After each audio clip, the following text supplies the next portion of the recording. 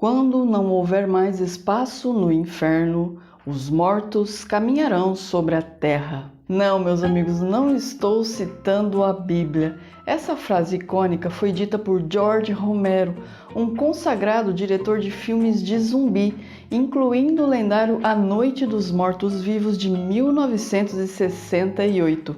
A frase de Romero enseja uma reflexão profunda, pois pensem comigo, seja na literatura, na religião ou até mesmo em produções culturais como a série Lúcifer, o inferno é o local em que expiamos os nossos erros, ou seja, é no inferno que confrontamos a nossa verdade, essa mesma que nós ocultamos ao viver em sociedade. Essa é a maior discussão trazida por filmes ou séries como A Noite dos Mortos-Vivos e The Walking Dead, pois esse mundo infestado por zumbis, sem regras, é uma espécie de inferno, onde as pessoas revelam o pior e o melhor de dentro de si. Esse é exatamente o ponto de partida do clássico que vamos resenhar hoje. E sim, meus amigos, estou falando de Incidente em Antares, de Érico Veríssimo. Eu sou Gisele Silva Rumin e convido vocês para essa conversa que começa, é claro, logo após a vinheta. Nascido em Cruz Alta, no Rio Grande do Sul, em 1905, Érico Veríssimo consolidou-se como um dos maiores escritores da literatura brasileira. Sua obra é marcada por um olhar crítico atemporal sobre a sociedade, abordando temas como poder, corrupção e relações humanas. Entre seus trabalhos mais importantes estão a trilogia O Tempo e o Vento e o romance Incidente em Antares, este último publicado em 1971. Trata-se de um romance crítico ao regime militar de 1964 e que se insere dentro da corrente artística conhecida como realismo mágico. Mas o que é realismo mágico? Realismo mágico é uma corrente artística e literária que surge na primeira metade do século XX e é caracterizada pelo uso de elementos fantásticos ou mágicos em cenários reais. Esses elementos, longe de serem extraordinários ou assustadores, são em realidade integrados na narrativa como algo natural que faz parte do cotidiano dos personagens. Trata-se de uma técnica muito utilizada para conduzir o leitor a refletir sobre a realidade. E justamente por ter um caráter crítico, o realismo mágico encontrou um terreno fértil na América Latina, especialmente entre as décadas de 1960 e 1970, como uma espécie de resposta aos regimes ditatoriais da época e também como uma forma de expressar as nossas diferenças culturais. O livro Incidente em Antares é dividido em duas partes. A primeira parte foca na história da cidade fictícia de Antares, situada no Rio Grande do Sul. Nesses capítulos iniciais, Veríssimo nos apresenta a formação social e política de Antares, com destaque para a rivalidade das famílias Campo Largo e Vacariano.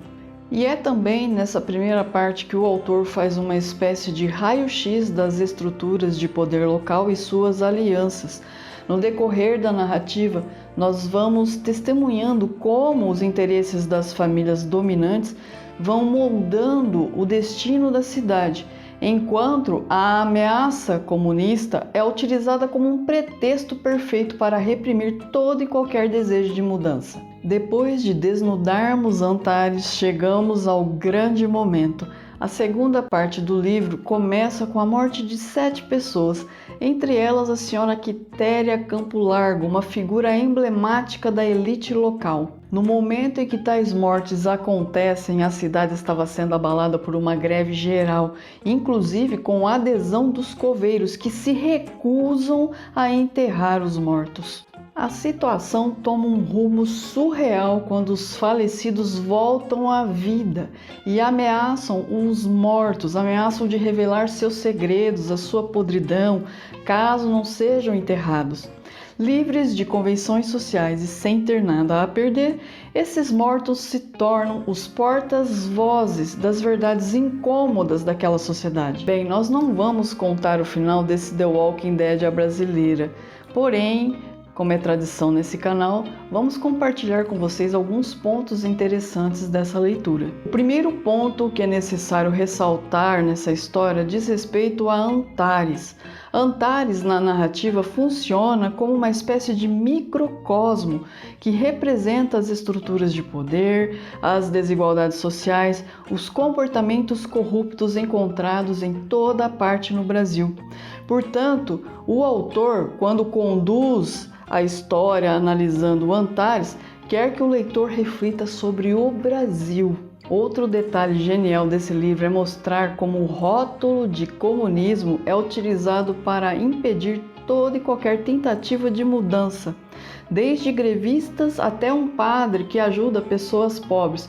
Tudo é taxado de ameaça comunista e, portanto, passível de sofrer repressão dos poderes constituídos. Uma curiosidade intrigante sobre a obra Incidente em Antares é que ainda hoje não sabemos como esse livro não foi censurado pela ditadura militar. Após a sua publicação em 1971, a campanha de marketing da editora usava o seguinte slogan: em um país totalitário, esse livro não seria publicado. Alguns acreditam que o regime não censurou o livro por desejar aproveitar a campanha de marketing da editora para passar ao povo a imagem de ser uma ditadura mais branda, de ser um regime menos autoritário. Porém, tudo isso são especulações e esse assunto ainda é um mistério até hoje. Ler Incidente em Antares, portanto, não é só uma viagem pelo terreno da ficção.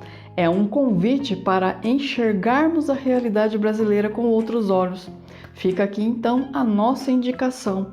Eu agradeço a todos que chegaram até aqui comigo no final desse episódio. Um super beijo e até a próxima!